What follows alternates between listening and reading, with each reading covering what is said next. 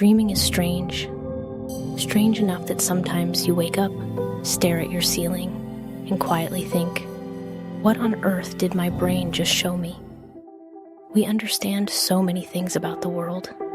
The deepest points of the Mariana Trench, the DNA of long-extinct species, even the weather patterns of dust storms on Mars. But the landscapes inside your dreams, we barely understand those at all. Dreams are the most private thing that everyone on Earth shares. They're instantly recognizable, but almost impossible to define.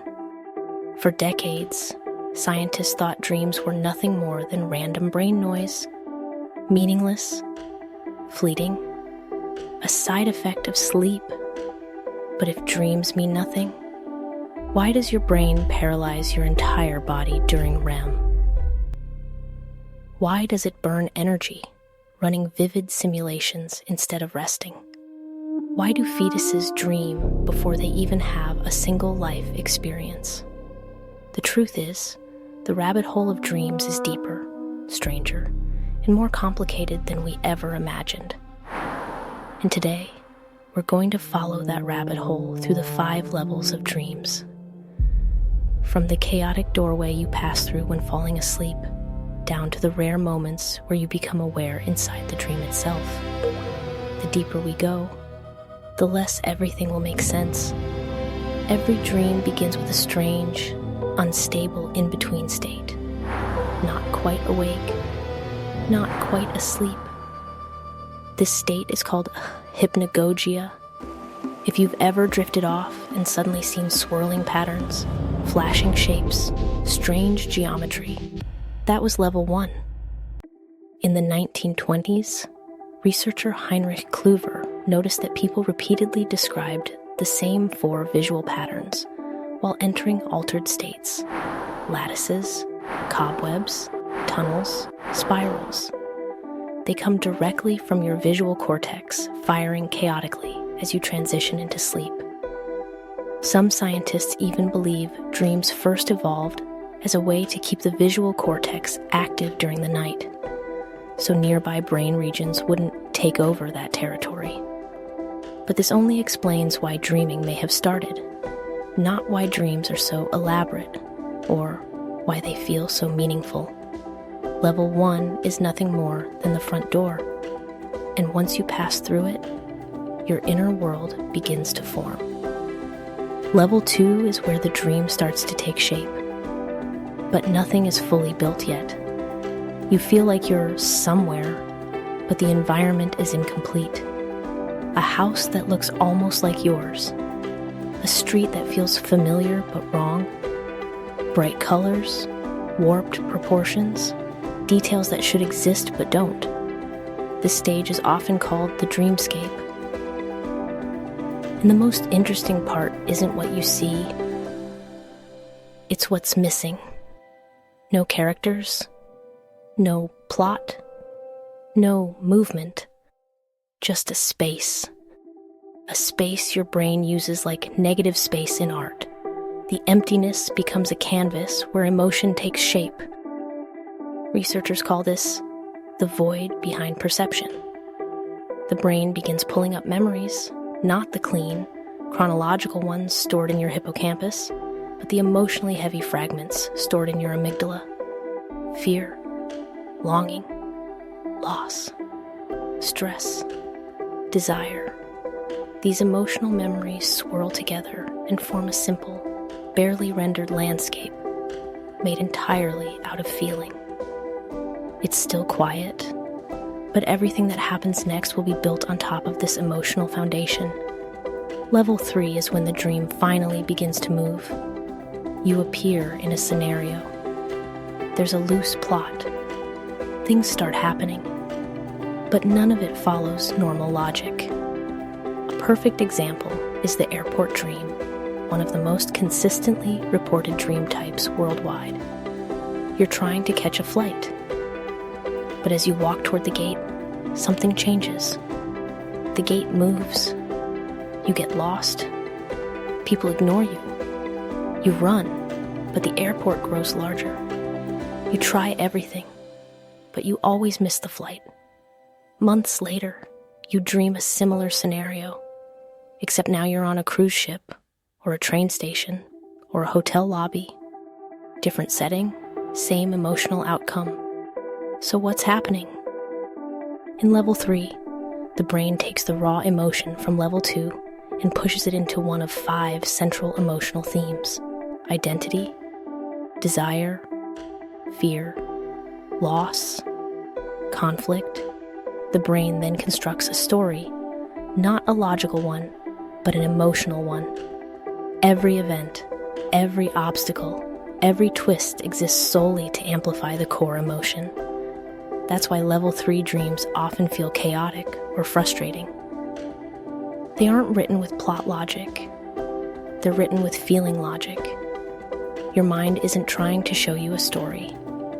It's trying to show you your own emotional state.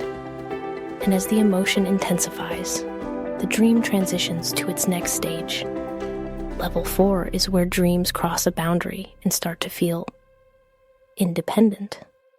In level 3, you're moving through a story your brain created. But in level 4, something changes. The dream begins to feel like it has a mind of its own. This is where people experience recurring dream characters who appear for years, detailed locations they've never visited, dream figures who behave like independent beings, events that unfold even when you try to change them. There are countless reports from people who meet the same stranger in their dreams, night after night, sometimes for over a decade, almost like they grow up together. Others dream of cities they've never been to, with specific colors, street layouts, and shop names, only to discover later that such places actually exist. But the defining feature of level 4 is the feeling that this isn't coming from me. The dream behaves like an external system. Researchers think this happens because 2 layers of meaning overlap. The personal layer, unique to you, your memories, your experiences, your relationships. The universal layer, shared by all humans, instincts, fears, primal templates built by evolution. To combine these 2 layers, the brain uses attractor networks, recurring neural patterns that remain stable but adaptable. Stable enough to appear repeatedly, flexible enough to change with your life. That's why certain dream symbols feel alive, and why some scenarios repeat endlessly, like the universal nightmare of being chased. You don't choose to run. You don't choose to slow down. Your legs simply stop working. And no matter what you do, the outcome is the same.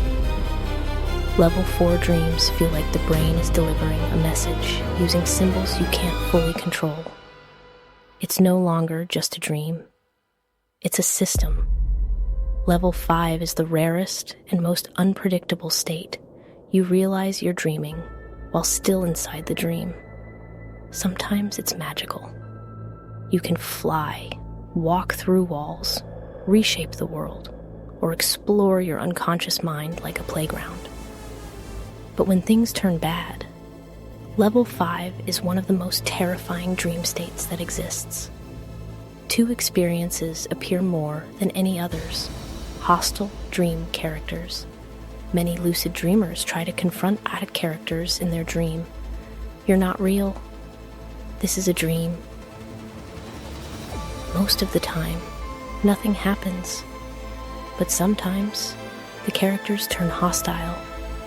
They get angry. They scream. They rush toward the dreamer and attack. Some even say, "You weren't supposed to know." No one knows why this happens. Some believe lucidity activates parts of the brain that conflict with the deeper dream layers. Others think it's a fight between awareness and instinct. Either way, it's unsettling. False awakenings. Waking up inside a dream. This is one of the most disturbing experiences reported. You wake up, Everything looks normal. You brush your teeth. You walk into the bathroom. But when you look in the mirror, something is wrong. Your reflection is distorted, or the mirror is the wrong color. And suddenly, you wake up again. Relieved, you start your morning. But the second time you check the mirror, it's still wrong. Then you wake up a third time. Dreamers report looping through 3, 4, 5, even 7 layers of fake awakenings, each one more realistic than the last. Some scientists think the brain flips rapidly between dreaming and waking signals until they match. And only then are you truly awake. But during the loop, you're trapped in a dream that looks exactly like reality. And that's what makes level 5 terrifying. These 5 levels show one thing clearly: dreams are not random, not meaningless, not just noise. They are a layered system. Level 1 opens the door. Level 2 builds the emotional world. Level 3 shapes that emotion into story. Level 4 brings in symbols and independent patterns. Level 5 awakens awareness inside the dream itself. We still don't know why recurring characters appear, why unknown places turn out to be real, why lucid dreams can become hostile, or why false awakenings feel more real than waking life. But one thing is certain: every dream is a map of your emotions, your memories, your fears, your desires, and the parts of you that you don't see while awake. The deeper you go, the more you realize how little you truly know about the world inside your own mind.